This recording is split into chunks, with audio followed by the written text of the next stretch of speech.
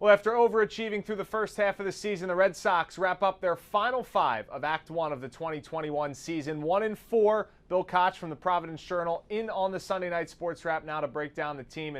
And Kochi, let's start with the last two series. Not the way the Red Sox wanted to wrap up a successful first half. Diagnose what happened the last few days, and can they correct those things moving forward? To me, Morey, they look a little tired, honestly. They played 19 games in their last 20 days going into the break. You have a West Coast trip mixed in there with series against Oakland and Anaheim. And honestly, this looks like a team that could use 3 games off and potentially some fresh blood coming out of Worcester. You look at a couple guys. Danny Santana's on the injured list with a quadriceps strain. Marwin Gonzalez strained his hamstring in the game today. We'll get an update on him going forward, probably coming out of the break. But this looks like a team that needs to recharge a little bit and get ready to attack the second half.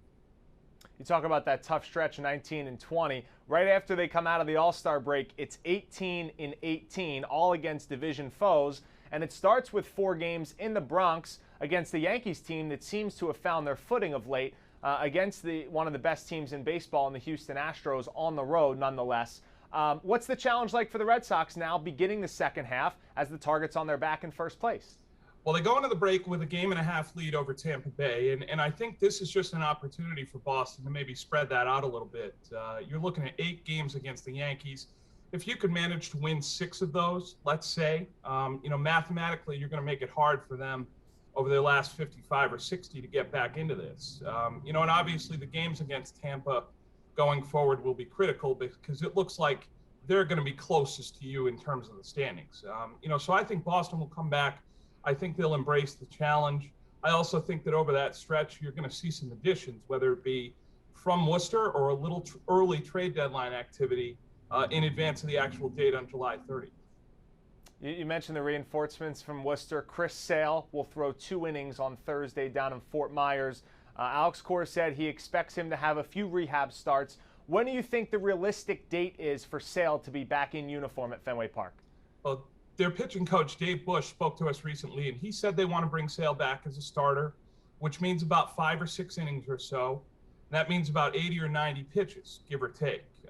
He's at 2 inning stints right now, probably 20 to 25 pitches each.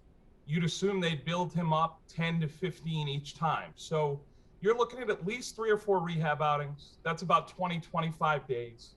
I would peg it somewhere in the middle of August, somewhere after the deadline. He could probably get into the rotation and make 7 or 8 starts down the stretch, give or take. But I expect him to be there by the middle of August. I think he'll have progressed enough to take a spot in the rotation. And I think he'll give them a serious lift just with his presence alone. And with the trade deadline just a few weeks away at the end of the month, what are the few areas of need, in your opinion, after this first half that the Red Sox should at least go out and look for, maybe not necessarily pull the trigger, but should be interested in?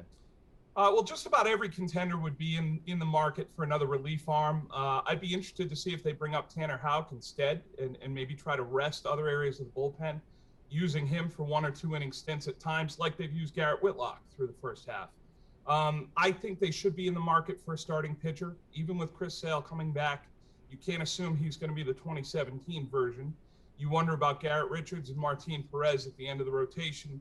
You wonder how trustworthy Eduardo Rodriguez will be, going into September after not pitching at all last year. What this sort of workload is going to do to him, trying to make 25 to 30 starts. So I would get some insurance there, and then obviously I think they need another bat, preferably somebody who could platoon with Bobby Dahlbeck at first base. I think that could be a nice match going forward if someone like that is out there on the market.